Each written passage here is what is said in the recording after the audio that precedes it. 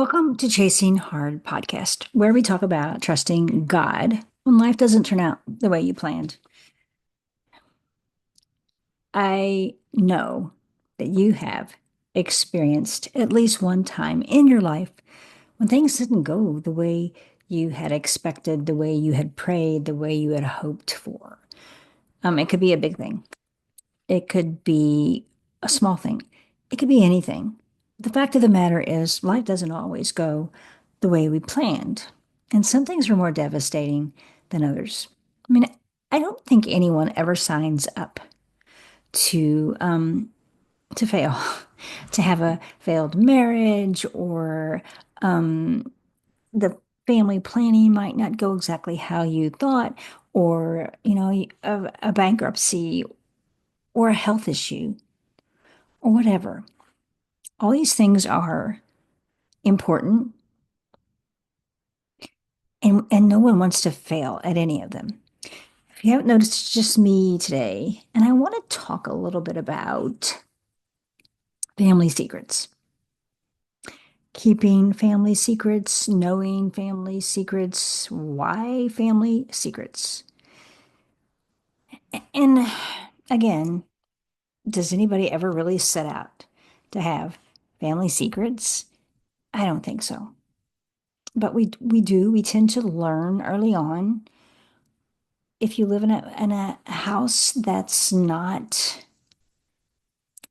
run in a healthy manner, if there's dysfunction in your parents' marriage, or they were raised in dysfunction and have carried over some beliefs. I know when I was young, counseling wasn't a thing. People didn't go to counseling as, I mean, it was a thing, but it wasn't a common thing. People didn't go to counseling. In fact, no one really wanted anyone to know everything wasn't fine in the family. You just don't talk about those things outside of your family. And if you do, it's an egregious affair. Like, it's just not the thing to do. And it's wrong. That's not the way to conduct your affairs. Now, I'm not saying that you run around and you tell everybody your business. Number one, no one really wants to know your business to that extent. And number two, that's probably not the best thing. But to find some trusted people and talk about the things that you're not supposed to talk about is important, or you're carrying that around with you and it will affect your health. At some point in your life, if you carry around all the things that you weren't allowed to talk about, then that will affect you physically at some point in your life. I have this theory, an untested theory. Probably will never test it, and maybe someone's already working on it. I don't know. But I think Alzheimer or any kind of dementia is closely related to emotional issues that we carry around inside of us. Like, it's your body finally saying, okay, you want to pretend those things didn't happen, so we'll forget them, but we're going to forget everything else too. Now, obviously, it's way more complex than that.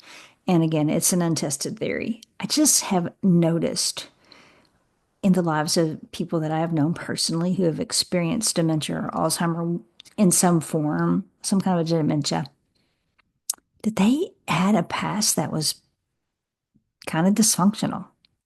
They had some things they denied or didn't want to talk about. For instance, there's this one family that I knew, a good family, church family, very involved in church. The wife was a pianist, the husband was a deacon, maybe an elder, I don't know, part of the worship team.